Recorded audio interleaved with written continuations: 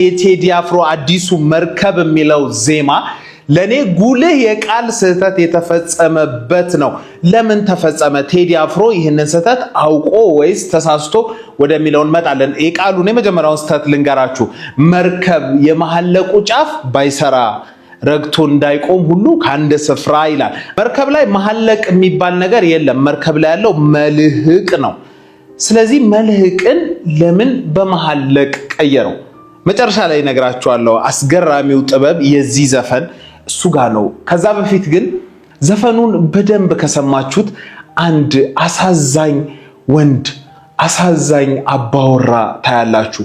ይህ አባወራ የተገፋ የተከፋ ነው እና በጣም ደጋግሞ የሱን ህመሞች ስቃዮች ነው ደራርቦን የሚነግረን። እንዳይቆም ሁሉ ከአንድ ስፍራ ቃልሽ ሆነና ቦታው ማይገኝ ተላላ አረገው ልቤን ሰዋማኝ። በየጊዜው ስትቀያየርበት የሷን አመል ሁሉ የሚችል አዳዲስ ነገር ስታመጣበት ስትጭንበት ሁሉ እየታገሰ ጸጥ ብሎ የሚኖር ከዛ ደግሞ ምን ያደርገዋል? አጠበቀው። ተላላ ሰው የማይወስን ነው። ይናደዳል፣ ይቃጠላል፣ ግን የማይወስን ዝም ብሎ እየዋለለ ያለ ሰው ነው። ይሄ አባወራ በጣም ነው የሚያሳዝነው። ተላላ የሆነ የማይወስን ሁሌ የሚሰቃይ የሚያዝን የሚበደል ግን ተበደልኩም ብሎ እንዳይወጣ ተላላ አደረገው። እንደገና ደግሞ አባሰበት፣ ጨመረለት። ቦይ ብቀድለት እንባዬ ፈሶም አይበቃው ወፍ ጭጭጭ ሲል ቆሜ ነው ሌቱን ማነገው። ይኸውልህ ተጎድቷል፣ በሷ ተበድሏል፣ ቃሏ እየተቀያየረ ነው። ግን ኮምፕሌን ማድረግ እንኳን አልቻለም። ኮምፕሌን ማድረግ አይደለም በፊቷ ማዘን እንኳን አልቻለም። ስለዚህ ለማዘኛ ምን ጊዜ ሰጠው? ወፍ ጭጭጭ እስኪል ቆሜ ነው ሌቱን ማነባው። ወንድ ልጅ ብቻውን ነው የሚያለቅስ በሰው ፊት አያለቅስም የሚለው እንደዛ አይነት ግጥም ያለው የሎሬት ጸጋዬ ገብረመድህን ግጥም አለ። ከሱ ጋር ይያያዛል። ይሄ የአብዛኛው በዚህ ዘመን ያለ ወንድ ቤተሰብ መሪ የሆነ አባት የሆነ አባወራ የሆነ ሁሉ የሚረዳው ነገር ነው። ውስጡ ቁጣ አለ፣ ጩኸት አለ፣ ማዘን አለ። ግን ማዘኑን ማሳየት እንኳን አይችልም። በመጀመሪያው ቨርስ ላይ ሐዘኑን፣ መገፋቱን፣ መከዳቱን አሳየን። ቀጥሎ ደግሞ መከዳቱን መናገር እንዳይችልም አደረገ። እኔ የተረዳሁት አይነት አባወራ በዙሪያ ያለ ማታ ድራፍት ቤት ላይ ጸጥ ብሎ የሚያመሽ የምታገኙት አይነት አባወራ ይመስላል። ህይወት የፈተነችው ፊት እያየ የሚኖር ሲኮሳተሩበት የሚሄድ ሳቅ ሲሉለት ደግሞ ትንሽ የሚሰራ ቢከፋው እንኳን መናገር የማይችል ጸጥ የሚል እንባውን አምቆ ሌሊት ትራሱ ላይ የሚያፈስ ስቃይ ያለበት ወንድ ነው። እስኪ እንደዛ ስሙት። የተገፋ የተከዳ የሚናቅ ክብሩን የተነፈገ ከመነፈግም ባለፈ ለማዘን እንኳን ያልተፈቀደለት አይነት አባወራ ታገኛላችሁ። ከዛ እሱ ያ ሰው አባወራው እሱ ብቻ እንዳልሆነ በዚህ ጊዜ ያለው ሰው በዚህ ስቃይ ውስጥ ያለው ሰው እሱ ብቻ እንዳልሆነ ታዩታላችሁ። ኬት ልዋስ ያኔ ኬት ጽናት ሲመሌ ዲዴ አላኖር ሲለኝ ስጋት። ኬት ልዋስ ጽናትን ማግኘት ትልቅ ነገር ነው። እንዲህ በደከመ በተከፋ ወቅት ጽናትን ይቻላል ይታለፋል ለካ ብል እንኳን አልፎ ያሳየኝ ሰው የለም ነው። ኬት ላገኘው ነው። ሲመሌ ዲዴ በሁለት ትርጉም ነው እኔ ባገኘሁት ያለው። በኦሮምኛው ካንቺ ውጪ እምቢ ማለት ነው። በግዕዝ ደግሞ ጨለማው ሲነግስ ወይም ሌሊቱ ሲሾም ማለት ነው። ስለዚህ ለኔ ግዕዙ የበለጠ ሄዶልኛል። ምክንያቱም ጨለማው በነገሰበት ሰዓት ከማን ጽናት ልዋስ? ምክንያቱም ማንንም አይቶ መበርታት አይችልም።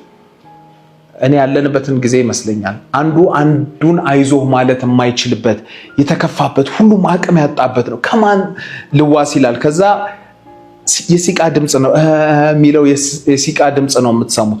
አቅም ማጣት እገዛ ማጣት አይደለም እኮ ጽናት ማለት እገዛ አይደለም። ከሩቁ ያለ እኔም እንዲህ ላልፍ እችላለሁ የሚል ነገር እንኳን ማለፍ ነው። ከዛ ይሄን ሁሉ አሰቃይቶት ይሄን ሁሉ አሳመሞት የስቃዩን ደረጃ የዛን ሰው የዛን ወንድ የዛን አባወራ ሲነግረን መጨረሻ ላይ ምን ይላል?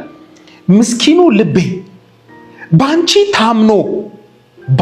ታሞ ሳይበቃው ላንቺ ታምኖልሽ ላንቺ ኖሮልሽ ላንቺ አገልግሎሽ ሳይበቃው እንደገና ባንቺ ታመመ። ሪቨርሱ ህመም ሆነ የተመለሰለት። ይሄም ሁሉ ሳይበቃሽ ብለሻል አሉ ትቼዋለሁ። ጆሮ ምን አለ የማይሰማው ይላል። ይሄን ሁሉ ብላም በድላም አጥቅታም ንቃም አዋርዳም በመጨረሻ ግን እሷን ትቼዋለሁ ባይ ምትሆነው ያልተፈለገው አሁንም እሱ ነው። የመጀመሪያው ቃል መርከብ የመሐለቁ ጫፍ ባይሰራ ረግቶ እንዳይቆም ሁሉ ከአንድ ስፍራ ያለው ላይ መሐለቅ ለምን አለ? መልህቅ ለምን አላለም? ምክንያቱም መርከብ ትልቅ እንትን ነው የሚቆመው ስቴብል የሚሆነው በመልህቅ ነው፣ አንከር በምንለው በእንግሊዝኛ። ስለዚህ ትዳርን ወይም ሀገርን የሚወክል ከሆነ ደግሞ መርከብ ካልን መልህቁ ያንን የሚያስተዳድርበት ትልቁ ፓወሩ ነው። መርከቡ የፈለገ ቢያምር የፈለገ ግዙፍ ቢሆን መልህቁ ካልሰራ የመልህቅ አቅም ከሌለው መልህቅ የሌለው መርከብ ሊኖር አይችልም። ማዕበል ይጥለዋል፣ ይደፋዋል፣ በቀላሉ ይደፋል። ኑሮም ሀገርም ምንላቸው እንደ መርከብ ከሳልናቸው ያንን አቁሞ ሚዝ መልህቅ አለ። ቴዲ አፍሮ እዚህ ጋር ነው ድንቅ ነገር የሰራው። መልህቅን በመሐለቅ ቀየረው። መሐለቅ በአፄ ምኒልክ ዘመን የአንድ ብር 1/16ኛ የሆነ ሳንቲም ማለት ነው። ስለዚህ የአቅም ማጣቱን የዛ ሁሉ መናቅ፣ የዛ ሁሉ መገፋት፣ የዛ ሁሉ መረገጥ፣ የዛ ሁሉ አለመወደድ፣ የዛ ሁሉ አለመፈለግ አቅም መልህቁ አለመቆሙ ነው። መልህቁን ደግሞ መሐለቅ ብሎ ነው ቴዲ የሰራው። ስለዚህ ጥያቄው ኢኮኖሚካል ነው ማለት ነው። መናቁ የመጣው ከኢኮኖሚ ነው። መዋረድ የመጣው ከኢኮኖሚ ነው፣ ከድህነት ነው። ብዙ ወንድ አንገቱን ደፍቶ ለማይገባው ሰው አንገቱን እየደፋ እየተረገጠ እየተሰደበ የአባወራነት የወንድነት ኳሊቲውን አቅሙን አጥቶ ተዋርዶ ከሰው በታች ሆኖ ክብሩን አጥቶ ተተፍቶበት ተረግጦ የሚኖረው ለመሐለቁ ነው። ታዲያ መልህቅን አውጥቶ መሐለቁን ሲተካ ስለ ዘመናችን ችግር፣ ስለ ዘመናችን ትዳር፣ ስለ ዘመናችን ሀገር፣ ስለ ዘመናችን ወንድነት፣ ስለ ዘመናችን አባወራነት ቴዲ አፍሮ ምን እያላችሁ ይመስላችኋል? ተረጋግታችሁ ስሙት። ተስፋ ሪቪውን ፎሎ ማድረግ አትርሱ። ሰላም ሁኑልኝ።